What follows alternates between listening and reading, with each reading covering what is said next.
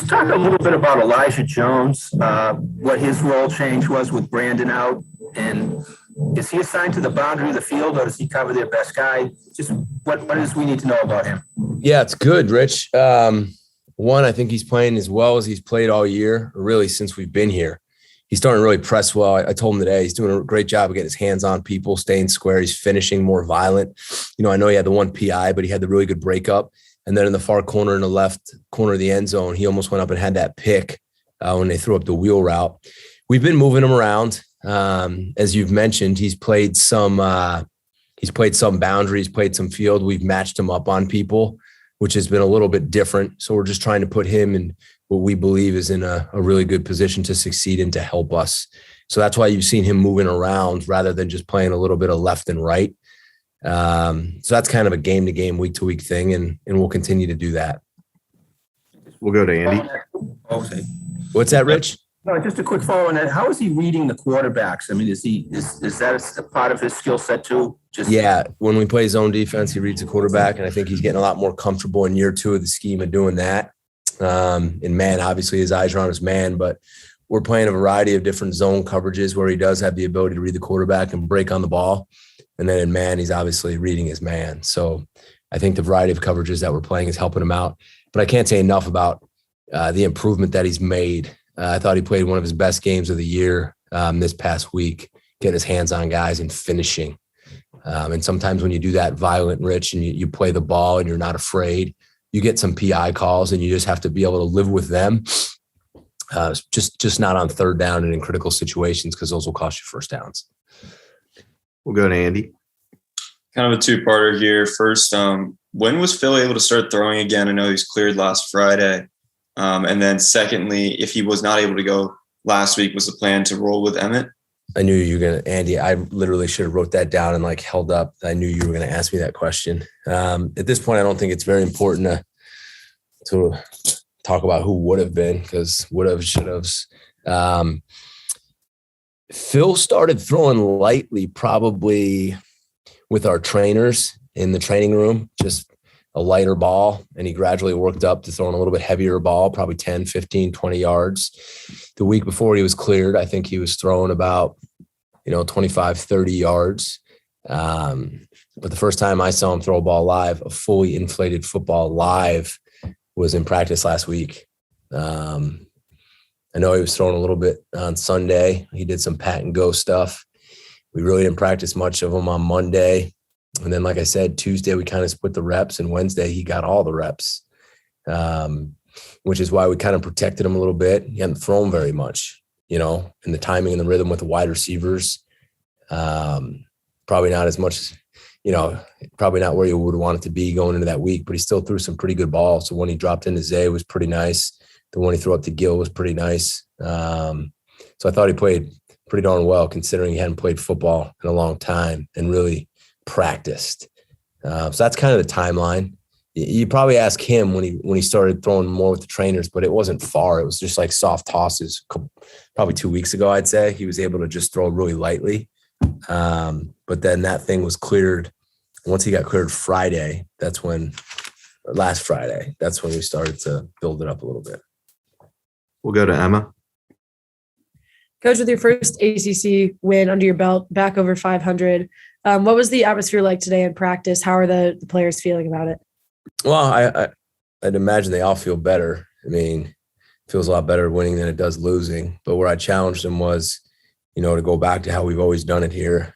I showed the team the plays that allowed us to win, and I showed them the plays that if we don't fix, we're not going to win again.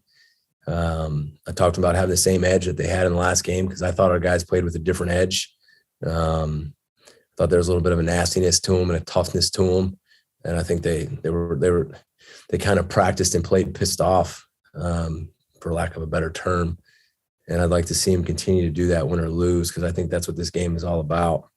The moment you think you figured it out, you fail pretty quickly, and they got to have that edge. We got a good team coming to play in Georgia Tech, and we got to get better. But it certainly feels better to win a game after putting in all the hard work than to lose it, Emma. I'd be lying to you if I told you felt the same. So Go to Dan.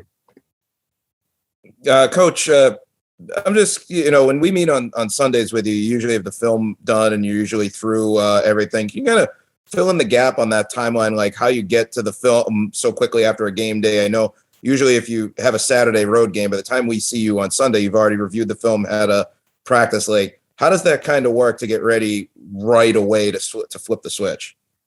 You mean just like the timeline of when we watch the film, like on a normal week? Yeah, because I feel like that's a lot of film to be watching in a short amount of time. Yeah, well, say we get home on a Saturday or we play a Saturday game, all the coaches, they have their grades for me on my desk by 8:00 in the morning, so I can look through the grades. They've already graded the film, whether they do it at their home at night or they do it on the plane ride home because the video is made available to us pretty quickly. And then I come in and I watch the film with one side of the ball. And then I watch it with the other side of the ball and they kind of take me through it. I give my input. And then I put together a team meeting. I go through offense, defense, and special teams. And I put together plays on all sides of the ball that I thought were executed at a high level, were high effort clips, good ball security. And then I do the same thing. I get the loafs. I get the poorly executed plays. I get the poor ball security plays. I kind of group them together and kind of try to tell a story of the game. So I usually start working on that at about 10:30. So from about 8 to 10:30, we're all watching the film together. Everybody's already watched it. And I've already watched all three sides. So it's just kind of everybody talking through it.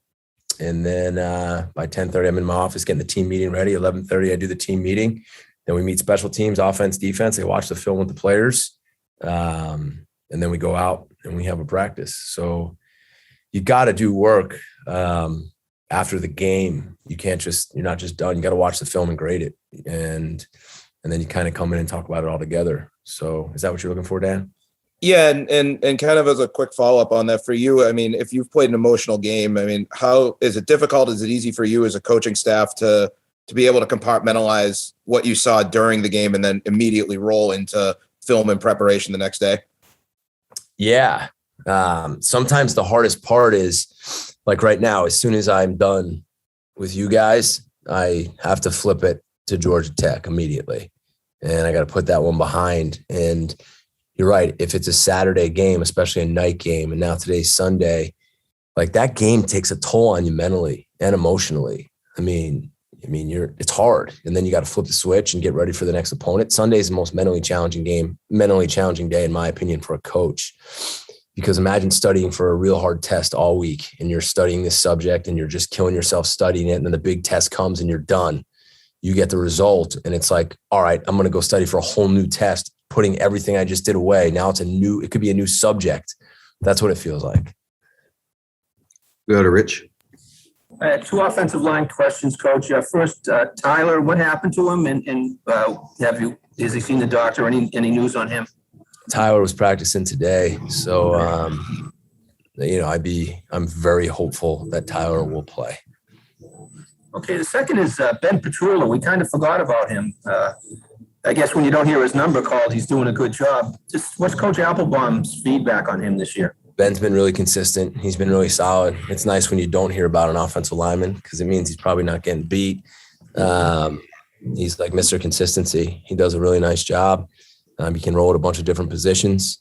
He's got so much experience, Rich. He's played in so many games in a row. And the other thing, knock on wood, is, he does a good job of taking care of his body, which gives him the chance to play in all these games consecutively. And he's been a huge part of our line this year. He's done a nice job. Go to Andy. Jeff, a lot of players in your defense have taken a big step this year. I want to talk about Vinny and ask you what you've seen from him the past couple of weeks, stepping up without IGM, and really a whole season after coming back from that injury last year. What have you seen from his development? Yeah, thanks for asking about him, Andy. He's one of the best guys, best leaders, tough guy. Battled back from an Achilles injury, which I know was upsetting because he felt he had a chance to play. And then in comes IGM and really starting for us, right? Him and Cam. So Vinny's got to kind of go to the backup role. And IGM, who I thought was one of our best defensive football players, to be very honest with you, gets hurt. And because Vinny, didn't pout, another one of those guys, because we have great kids, I didn't pout, just kept working, knows the defense, smart, tough, reliable. He stepped in and he's done a great job. He knows what he's doing. He's a great communicator. He's been tackling really well. I mean, he's put himself in really good situations. He studies film. If you were to come by our meeting rooms Friday night when we're all just kind of hanging out, he's got his iPad out, watching tape, probably more than any other player on the team. He's staying a step ahead. I can't say enough about him, and he's probably gone unnoticed. So I'm glad you brought him up. But he's been very reliable, and I'm very glad that he's here. We'll go to Emma. Jeff, your defense had just one sack this week, but it was on that corner blitz from Josh DeBerry. Can you talk about, what when you have such a speedy defender like that, is that something you're looking to incorporate more into your defensive scheme, or was that sort of a one-time package? No, we blitz that position a lot, Emma. Probably more on first and second down than third down. But he plays our nickel corner, so he's the inside guy in a slot.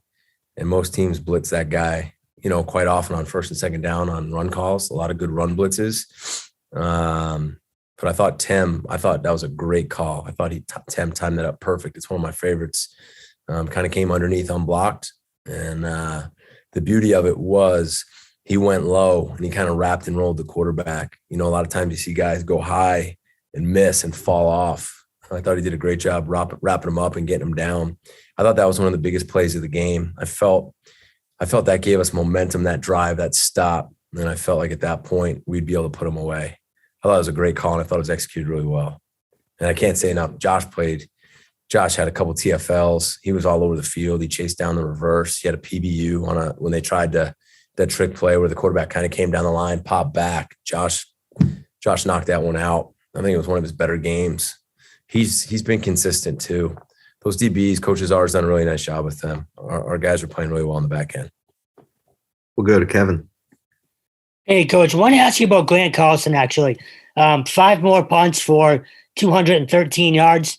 Didn't have any inside the 20, but he's continued to be, consistent since you've been here, basically. Just what can you say about him that you haven't, already said? I showed the team a couple today. Now, the one he hit, I think we downed it on the 6.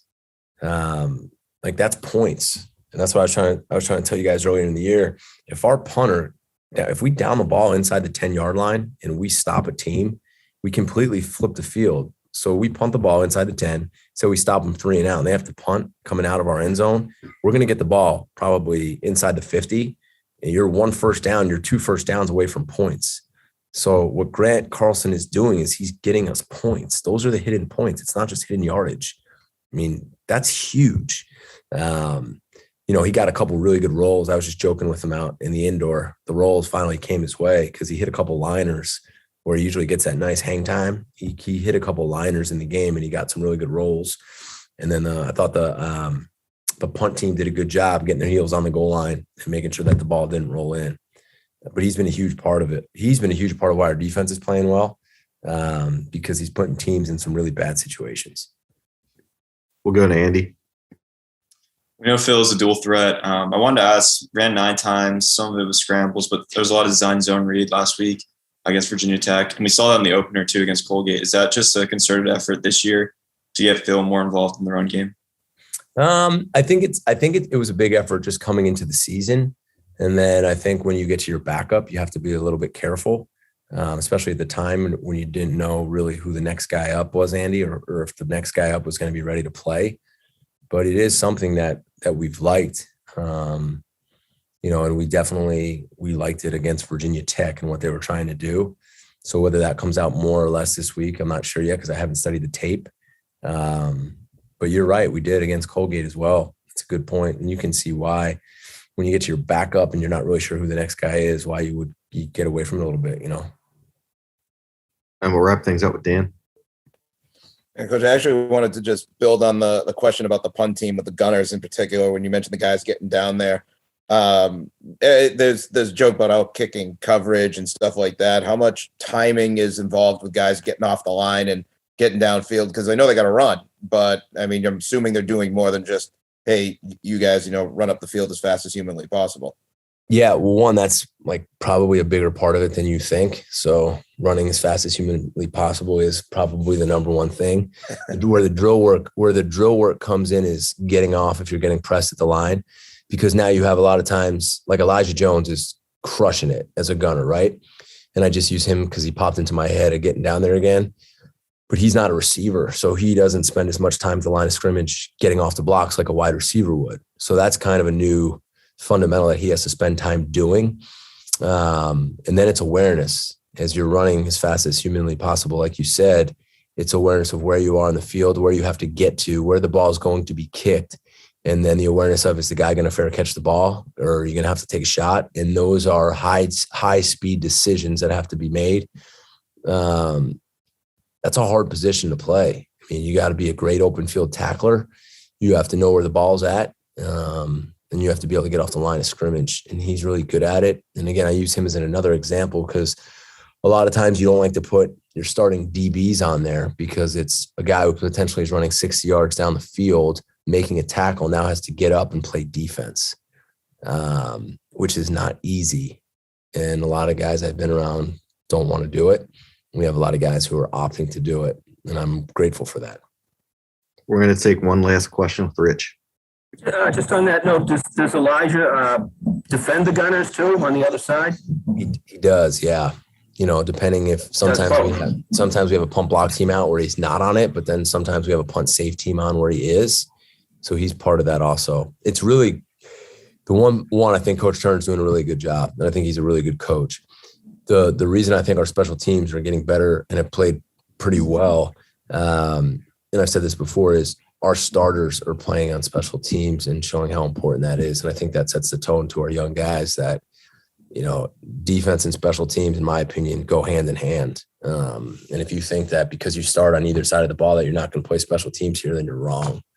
The best special teams units I've been on in the NFL have your best players on them. And that part of the game is just as important, if not more important, than any play on offense and defense, because it can change a game instantly. So credit to our guys for believing, and give Coach Turn credit for really doing a good job coaching.